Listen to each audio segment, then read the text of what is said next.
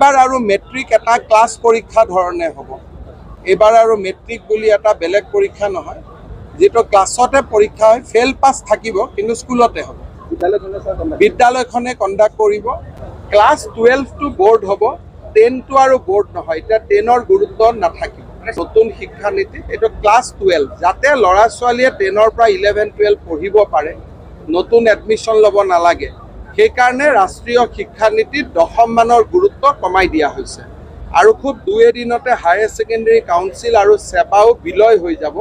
এটা অনুষ্ঠান হ'ব, কাৰো চাকৰি নাযায়, কিন্তু দুইটা লগ লাগি এটা অনুষ্ঠান হ'ব। এতিয়া জিলা বোৰ্ডেও পাতিব পাৰে, সেৱাইও পাতিব পাৰে, সেইটো বেলেগ কথা। কিন্তু আগৰ দৰে মেট্ৰিক বুলি যিটো এটা পৰিৱেশ হয়, সেই পৰিৱেশটো নাথাকিব। পৰীক্ষাটো যদি বোৰ্ডৰ কাম নাথাকে, বোৰ্ডেও পাতিব পাৰিব, এইটো শিক্ষা বিভাগে সিদ্ধান্ত ল'ব। কিন্তু ক্লাছ 10ৰ গুৰুত্ব ৰাষ্ট্ৰীয় শিক্ষানীতিত নাই। ৰাষ্ট্ৰীয় শিক্ষানীতিত গুৰুত্ব ক্লাছ 12।